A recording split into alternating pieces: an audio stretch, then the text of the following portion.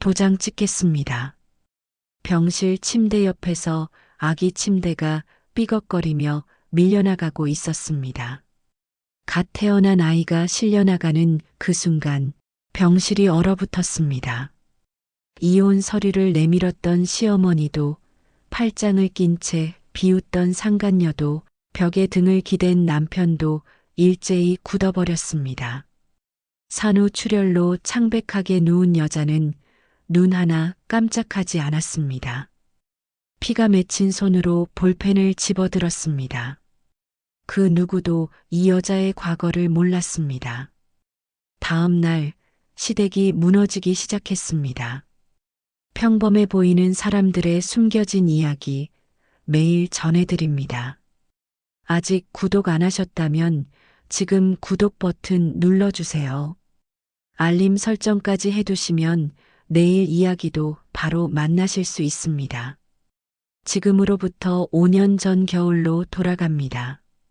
한서윤이 박도연을 처음 만난 건 28살 가을이었습니다.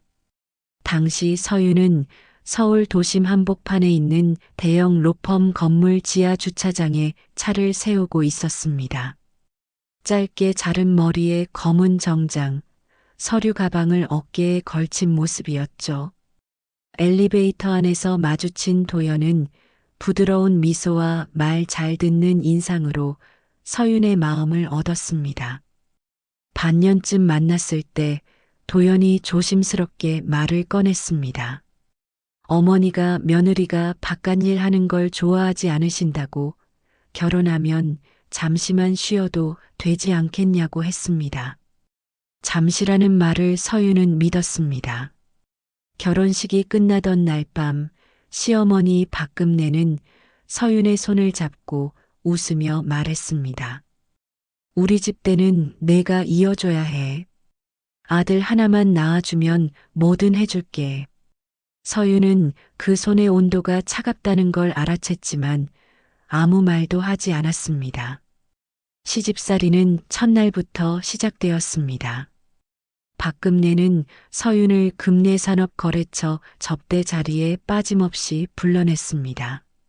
서윤의 역할은 조용히 앉아 술을 따르고 웃는 것이었습니다. 어느 날 거래처 손님이 서윤에게 말을 걸었습니다.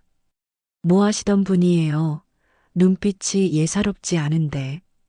서윤이 입을 열기도 전에 금내가 가로막았습니다. 그냥 집에만 있던 애예요. 아는 게 없어서. 서윤은 술잔을 내려놓으며 아무 표정 없이 고개를 숙였습니다. 결혼 2년째 되던 해 추석이었습니다. 제사상 준비가 늦었다는 이유로 금내가 거실 한가운데에서 서윤에게 소리쳤습니다. 친정이 없어서 배운 게 없다는 말, 우리 집에 오려면 다시 배워야 한다는 말이 식구들이 모인 자리에서 쏟아졌습니다. 도연은 그 자리에서 어머니 편을 들었습니다. 엄마 말이 맞아. 왜 맨날 이렇게 준비가 늦어? 서윤의 친정 어머니는 서윤이 16살 때 세상을 떠났습니다. 반박할 친정이 없다는 것을 금내는 정확히 알고 있었습니다. 그날 이후 서윤의 휴대폰은 도연이 관리하기 시작했습니다. 요금이 많이 나온다는 이유였습니다. 통장도 생활비 관리 명목으로 금내에게 넘어갔습니다. 신분증은 도연의 서랍 안에 들어갔습니다. 서윤의 이름으로 된 것은 이 집안에서 하나씩 사라져갔습니다. 임신 소식이 들어오던 날 금내의 얼굴에는 처음으로 환한 웃음이 번졌습니다. 서윤은 그 웃음을 보며 자신이 무엇으로 취급받고 있는지 다시 한번 똑똑히 확인했습니다. 하지만 뱃속의 아이가 발길질을 할 때마다 서윤은 아무것도 모르는 척 그저 순한 며느리처럼 웃었습니다.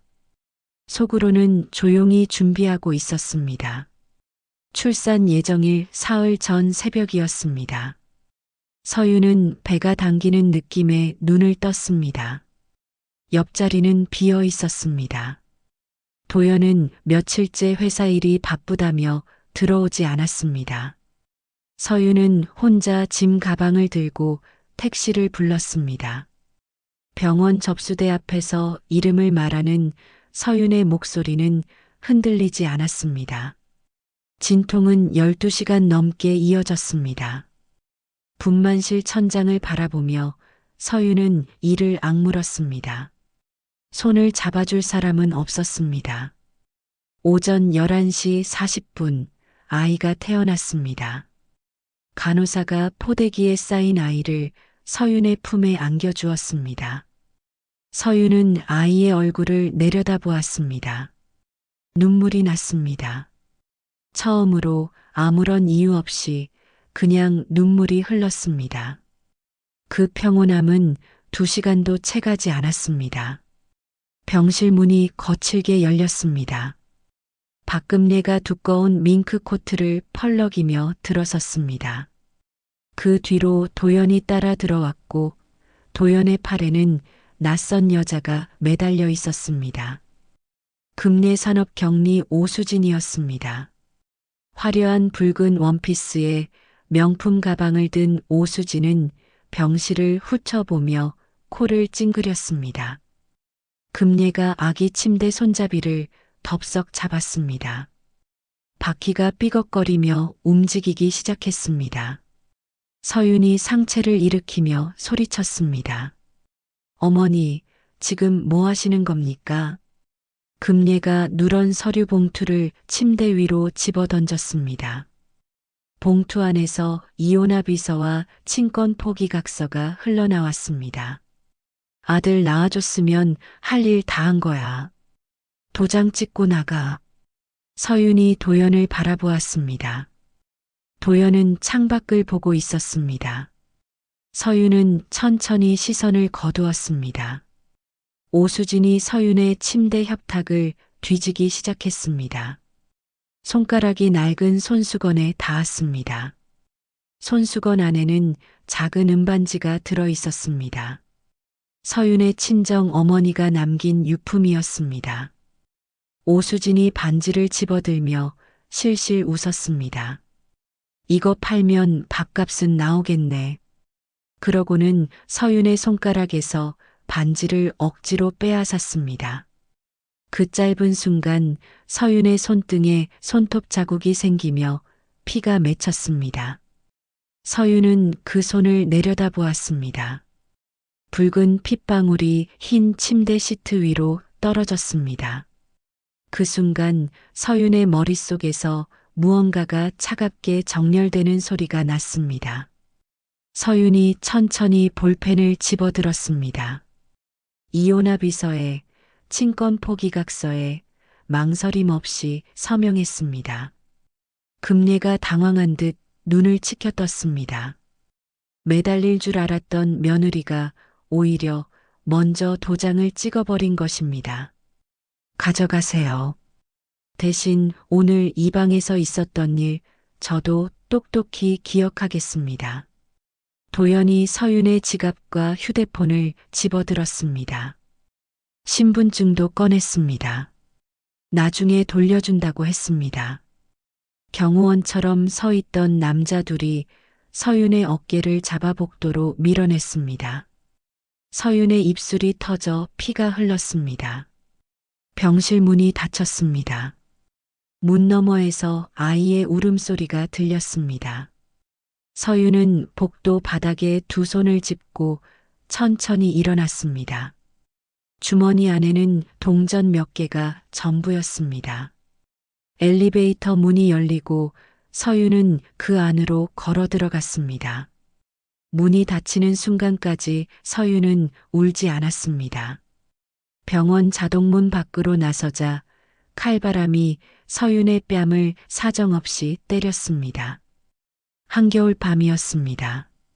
출산 직후 얇은 환자복 위에 낡은 패딩 하나만 걸친 서윤의 몸은 이미 한계였습니다. 아랫배에서 둔한 통증이 파도처럼 밀려왔습니다. 서윤은 멈추지 않았습니다. 한 발 한 발 가로등 불빛을 따라 걸었습니다. 어디로 가야 하는지 몰랐습니다. 그냥 걸었습니다. 새벽 2시가 넘었을 무렵 서윤은 법원 골목 어귀에서 발이 멈췄습니다. 더 이상 걸을 수가 없었습니다. 무릎이 꺾이며 서윤은 차가운 보도블록 위에 그대로 주저앉았습니다. 눈발이 흩날리기 시작했습니다.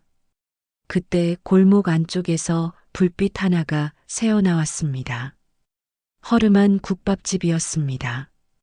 뿌옇게 김이 서린 유리창 너머로 육수 끓는 냄새가 흘러나왔습니다. 잠시 후 식당 문이 열리며 앞치마를 두른 노인이 빗자루를 들고 나왔습니다. 노분이 할머니였습니다. 할머니는 바닥에 쓰러진 서윤을 발견하고 빗자루를 내팽개쳤습니다. 아이고, 이게 무슨 일이여. 얼른 일어나 봐. 할머니가 서윤의 겨드랑이를 잡아 일으켰습니다. 서윤의 패딩 소매에 핏자국이 번져 있는 것을 본 할머니의 얼굴이 굳었습니다. 아무것도 묻지 않고 할머니는 서윤을 식당 안으로 끌어들였습니다. 좁고 낡은 식당이었습니다. 테이블 4개, 의자는 삐걱거렸고 벽에는 빛바랜 메뉴판이 붙어 있었습니다. 할머니가 뚝배기에 국밥을 퍼담아 서윤 앞에 밀어놓았습니다. 서윤은 숟가락을 들지 못했습니다. 손이 떨렸습니다. 먹어. 말은 나중에 해도 돼. 서윤은 국물을 한 숟가락 떴습니다. 뜨거운 것이 목을 타고 넘어가자 그제야 눈물이 쏟아졌습니다. 소리도 없이 그냥 눈물만 흘렀습니다. 할머니는 아무 말 없이 맞은편에 앉아 팔을 다듬었습니다. 다음 날 아침이었습니다. 서윤이 식당 구석 쪽마루에서 눈을 떴을 때 할머니는 이미 육수를 올리고 있었습니다. 서윤이 일어나 앉자 할머니가 수건을 던지며 말했습니다. 세수하고 나와. 밥 줄게. 그게 전부였습니다. 서윤이 세수를 마치고 나오는데 식당 문이 열리며 낯선 남자가 들어왔습니다. 양복 차림에 서류 봉투를 든 남자였습니다. 서윤을 보자 그 자리에 굳어버렸습니다. 남자가 먼저 입을 열었습니다. 서윤아. 서윤도 굳었습니다. 금례산업 측 사람인 줄 알았습니다. 남자가 천천히 봉투를 내려놓으며 말했습니다. 나야. 차민석? 서윤의 눈이 가늘어졌습니다. 검사 시절 선배였습니다. 지금은 기업 전문 변호사로 일하고 있다는 소식은 들어 알고 있었습니다. 어떻게 여기를? 민석이 의자를 당겨 앉으며 대답했습니다. 이틀째 찾아다녔어. 도연 쪽에서 법원에 서류 넣은 거 확인했다. 서윤의 눈빛이 달라졌습니다. 민석이 봉투 안에 서류를 펼쳤습니다. 산모 우울증 소견서를 근거로 한 접근금지 가처분 신청서였습니다. 서윤이 아무 행동도 하지 않으면 아이에게 가까이 갈 수조차 없게 되는 상황이었습니다. 서윤은 서류를 끝까지 읽었습니다. 한 줄도 놓치지 않았습니다. 다 읽고 나서 서류를 테이블 위에 가지런히 내려놓았습니다. 그리고 조용히 말했습니다. 민석 오빠, 나 아직 그 파일 갖고 있어. 민석의 눈이 커졌습니다. 민석이 테이블 위에 팔꿈치를 올리고 서윤을 똑바로 바라보았습니다. 파일이라면 설마 금례산업건? 서윤은 대답 대신 할머니에게 양해를 구하고 식당 안쪽 창고로 들어갔습니다. 잠시 후 낡은 외투 안감 깊숙한 곳에서 작은 USB 하나를 꺼내 들고 나왔습니다. 테이블 위에 조용히 내려놓았습니다. 민석의 표정이 굳었습니다. 서윤이 검사로 재직하던 마지막 해였습니다. 건설업계 불법 하도급 비리를 수사하던 중 금내 산업의 자금 흐름이 수상하다는 정황이 포착되었습니다. 차명 계좌 3개를 통해 수년간 세금을 빼돌린 흔적, 하청업체에 공사비를 지급한 것처럼 서류를 꾸미고 실제로는 금내 개인 계좌로 환류시킨 자료들이었습니다. 당시 서윤은 정식 수사 착수 직전에 사직서를 냈습니다. 도연이 간청했고 서윤은 받아들였습니다. 하지만 파일은 지웠습니다. USB에 옮겨두기 전까지는 민석이 USB를 집어들었다가 다시 내려놓았습니다.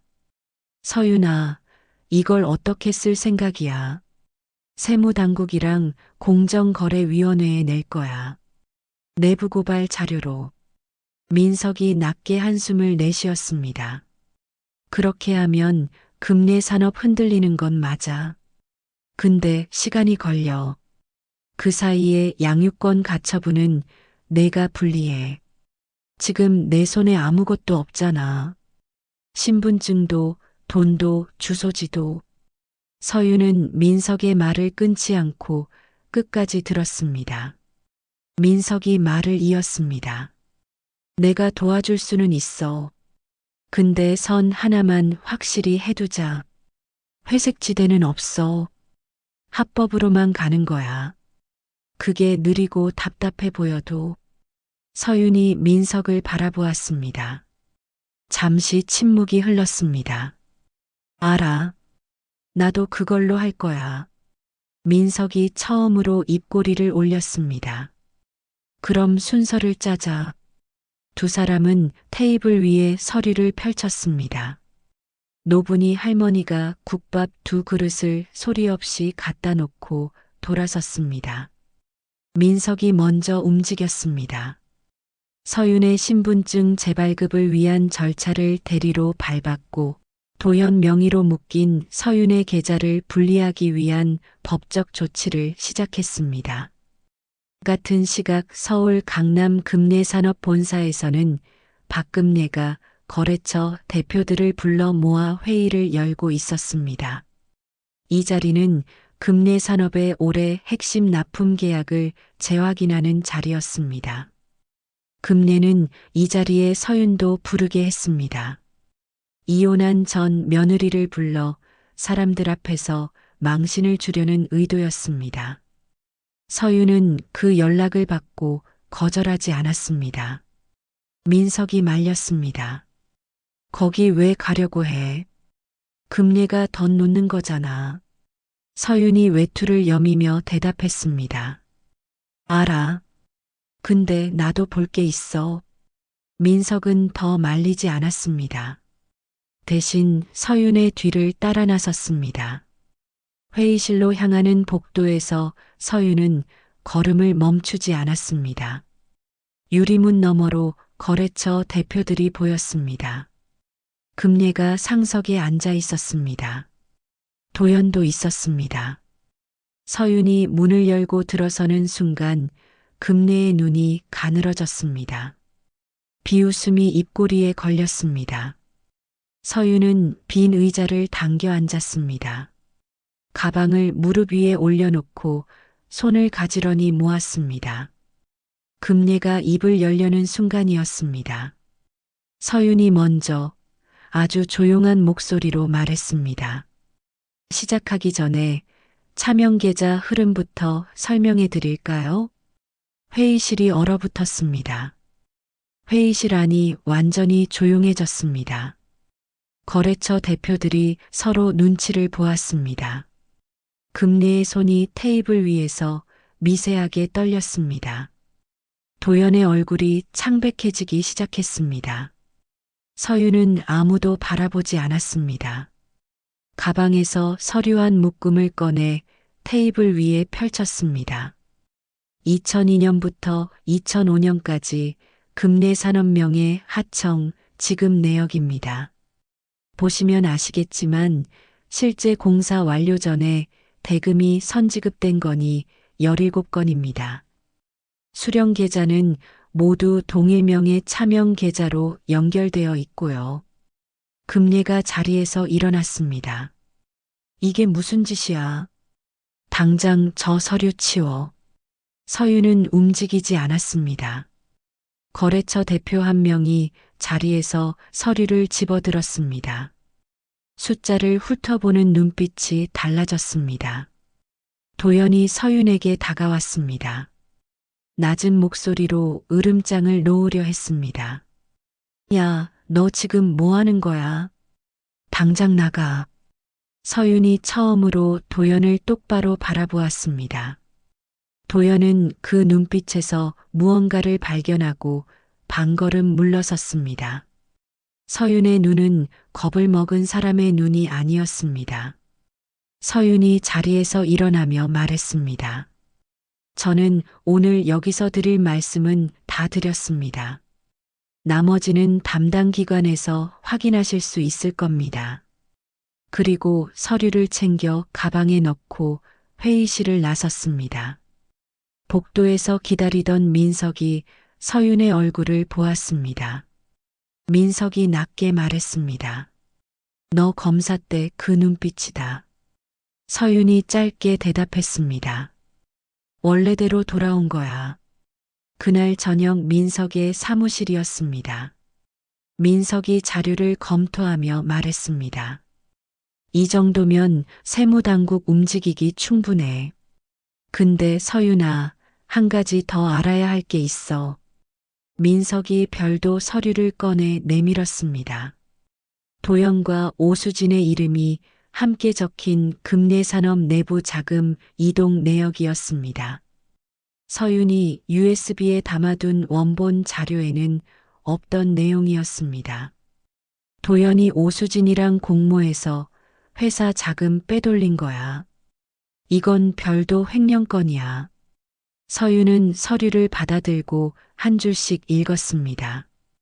5년이었습니다.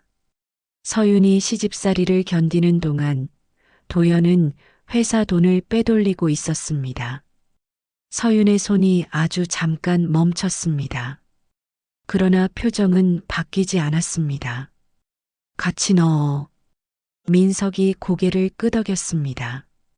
이튿날 세무당국과 공정거래위원회에 정밀한 내부 고발 자료가 동시에 접수되었습니다. 금례산업의 불법 하도급, 차명 계좌를 통한 조세 포탈, 도연과 오수진의 횡령, 공모건이 모두 포함된 자료였습니다. 접수가 완료된 날 밤 서윤은 노분이 할머니 식당으로 돌아왔습니다. 할머니가 국밥을 내밀었습니다. 서윤이 숟가락을 들며 말했습니다. 할머니, 저 여기 당분간 신세 좀 더 져도 될까요? 할머니가 퉁명스럽게 대답했습니다. 밥값은 설거지로 내. 그날 밤 금례산업 핵심 거래처 두 곳에서 계약 재검토 의사를 통보해 왔습니다. 회의실에서 서류를 직접 본 대표들이었습니다. 금례의 전화기가 밤새 울렸지만 받는 사람은 점점 줄어들었습니다. 서윤은 할머니 식당 쪽마루에 앉아 그 밤을 조용히 넘겼습니다. 내일 해야 할 일이 더 많았습니다. 내부 고발 자료가 접수된 지 열흘이 지났습니다. 세무당국 조사관 4명이 금례산업 본사 로비로 들어서던 날 아침이었습니다. 금례는 마침 거래처 대표와 전화 통화 중이었습니다. 로비에서 올라온 직원의 다급한 노크 소리에 금례가 문을 열었습니다. 조사관들이 서류 봉투를 내밀었습니다. 세무조사 착수 통보였습니다. 금례의 얼굴에서 핏기가 빠졌습니다. 전화기가 손에서 미끄러져 바닥에 떨어졌습니다. 조사관들이 격리 서랍과 금고를 열었습니다. 파일 박스들이 하나씩 밖으로 나왔습니다. 직원들은 복도에 서서 아무 말도 하지 못했습니다. 오수진은 그 자리에 없었습니다. 조사 착수 소식을 미리 눈치채고 이틀 전에 이미 짐을 챙겨 나간 뒤였습니다. 같은 날 오후 공정거래위원회에서도 금내 산업에 대한 현장 조사 일정을 통보해 왔습니다. 불법 하도급 건이었습니다. 수년간 금내 산업과 거래해 온 하청업체 대표들이 하나둘 입을 열기 시작했습니다. 억울하게 공사비를 떼었다는 진술, 서류를 꾸며 허위 지급 처리를 강요당했다는 증언이 쏟아졌습니다. 금내는 민석 사무실로 전화를 걸었습니다. 민석이 받지 않았습니다. 도연에게 전화했습니다. 도연도 받지 않았습니다. 도연은 그 무렵 회사 자금 횡령 혐의로 검찰 소환 조사를 앞두고 있었습니다. 오수진과 공모한 내역이 자료에 고스란히 담겨 있었고 변명할 여지가 없었습니다. 도연이 소환 조사를 받던 날 저녁 금내산업의 주거래 은행에서 연락이 왔습니다. 담보로 잡혀있던 금내명의 부동산에 대한 가압류 절차가 시작되었다는 통보였습니다. 민사소송까지 겹치면서 금내산업의 계좌는 사실상 동결 상태가 되었습니다. 금내는 그날 밤 서윤에게 전화를 걸었습니다. 서윤은 받았습니다. 서윤아, 내가 잘못했다. 제발 한 번만 봐줘. 아이 문제는 다시 얘기할 수 있어. 서윤은 잠시 아무 말도 하지 않았습니다. 창밖으로 골목 가로등 불빛이 보였습니다. 노분이 할머니 식당 간판에 불이 들어와 있었습니다. 서윤이 천천히 입을 열었습니다. 어머니, 저한테 전화하실 게 아니라 변호사한테 하세요. 저는 합의할 생각 없습니다. 전화가 끊겼습니다. 이틀 뒤 오수진이 잡혔습니다. 서울을 벗어나 지방 외곽 모텔을 전전하다 민석이 연결한 사설탐정팀의 위치가 포착되었습니다. 경찰이 모텔 방문을 두드렸을 때 오수진은 캐리어 안에 금내산업 내부 자료 복사본을 챙기고 있었습니다. 도주 준비를 하다 현행범으로 체포되었습니다. 수갑이 채워지는 순간 오수진의 손목에서 은빛 무언가가 바닥으로 굴러 떨어졌습니다. 서윤의 친정 어머니 유품인 은반지였습니다. 경찰관이 반지를 증거물로 수거했습니다. 민석이 그 소식을 서윤에게 전했습니다. 반지 찾았어. 팔지 않고 갖고 있었던 거야. 서윤은 한동안 아무 말도 하지 않았습니다. 그러다 짧게 말했습니다. 찾아올게요. 그날 밤 서윤은 처음으로 깊이 잠들었습니다. 단독 양육권 소송 첫 심리가 열리던 날 아침이었습니다. 서윤은 검은 정장을 입고 법원 계단을 올랐습니다. 민석이 옆에서 걸었습니다. 법정 안으로 들어서자 방청석이 이미 절반 넘게 차 있었습니다. 금내산업 세무조사와 하청업체 피해 건이 업계에 알려지면서 관심이 모인 탓이었습니다. 피고인석에는 도연이 앉아 있었습니다. 소환조사 이후 부쩍 야위어 있었습니다. 서윤과 눈이 마주쳤지만 도연은 바로 고개를 떨궜습니다. 재판부가 심리를 시작했습니다. 금내 측 변호인이 서윤의 양육 능력을 문제 삼으며 산모 우울증 소견서를 제출했습니다. 서윤은 표정을 바꾸지 않았습니다. 민석이 반박 서면을 제출했습니다. 출산 당일 병실에서 있었던 일을 담은 간호사 진술서, 서윤이 신분증과 통장을 강제로 빼앗긴 정황을 담은 진술, 도연과 오수진의 횡령 혐의 수사 기록이 증거로 제출되었습니다. 재판장이 서류를 천천히 검토했습니다. 법정이 조용했습니다. 선고는 3주 뒤였습니다. 선고 당일 서윤은 같은 정장을 입고 같은 자리에 앉았습니다. 민석이 나지막이 말했습니다. 잘 될 거야. 서윤은 대답하지 않았습니다. 손을 무릎 위에 가지런히 올려놓고 정면을 바라보았습니다. 재판장이 입을 열었습니다. 피고의 양육부적합 주장은 증거가 없으며 오히려 피고 측이 출산 직후 원고의 접근권을 불법으로 차단하고 경제적 수단을 박탈한 정황이 기록으로 확인된다고 했습니다. 도연의 친권은 박탈되었습니다. 단독 양육권은 한서윤에게 귀속된다는 선고가 법정에 울려 퍼졌습니다. 서윤의 눈에서 눈물이 흘렀습니다. 소리는 없었습니다.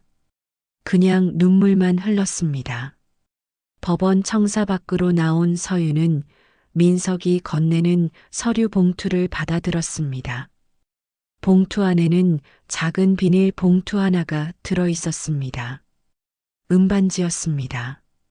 증거물 반환 절차를 통해 찾아온 것이었습니다. 서윤은 비닐 봉투를 열었습니다. 반지를 손바닥 위에 올려놓고 오래 바라보았습니다. 친정 어머니가 남긴 것이었습니다. 오수진의 손톱에 긁혀 작은 흠집이 생겨 있었습니다. 서윤은 그 흠집을 엄지손가락으로 천천히 쓸었습니다. 그리고 반지를 손가락에 끼웠습니다. 병원으로 갔습니다. 아이가 있는 병동이었습니다. 도연 측 보호자가 빠져나간 자리에 서윤이 들어섰습니다. 간호사가 서류를 확인하고 문을 열어주었습니다. 침대 위에 아이가 누워 있었습니다. 서윤이 낳은 날보다 조금 더 자라 있었습니다. 서윤은 아이 옆에 천천히 앉았습니다. 아이의 손을 감싸주었습니다. 작고 따뜻했습니다. 서윤이 낮은 목소리로 말했습니다. 이제 엄마가 지킬 수 있어. 아이가 손가락을 움직였습니다. 서윤의 손가락을 작은 손으로 꼭 쥐었습니다. 서윤은 그 손을 놓지 않았습니다. 창밖으로 겨울 햇살이 비스듬히 들어왔습니다. 오랫동안 차가웠던 방이 그 순간만큼은 따뜻했습니다. 양육권 선고가 난 지 2달이 지났습니다. 법원 골목은 여전했습니다. 아침이면 국밥 냄새가 골목 어귀까지 흘렀고 저녁이면 가로등 불빛이 보도블록 위에 노랗게 번졌습니다. 달라진 것이 있다면 노분이 할머니 식당 바로 옆 작은 공간에 새 간판이 하나 생겼다는 것이었습니다. 흰 바탕에 검은 글씨로 또렷하게 적혀 있었습니다. 한서윤 법무 컨설팅. 서윤이 직접 고른 간판이었습니다. 사무실 안은 좁았습니다. 책상 하나, 의자 2, 낡은 책장에 법률 서적이 빼곡했습니다. 창문을 열면 할머니 식당 환풍기 소리가 들렸습니다. 서윤은 그 소리가 싫지 않았습니다. 첫 번째 의뢰인이 찾아온 날이었습니다. 50대 중반의 남자였습니다. 금내산업 하청업체를 20년 가까이 운영해 온 사장이었습니다. 수년간 공사비를 떼이고 허위 서류에 서명을 강요당했지만 어디에도 말하지 못했다고 했습니다. 금내산업이 무너지고 나서야 용기를 냈다고 했습니다. 남자의 손이 서류를 쥔 채 떨렸습니다. 서윤은 남자의 말을 끝까지 들었습니다. 메모를 했습니다. 서류를 검토했습니다.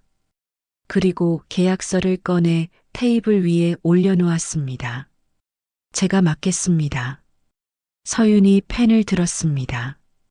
계약서 서명란에 천천히 또렷하게 이름 석자를 적었습니다.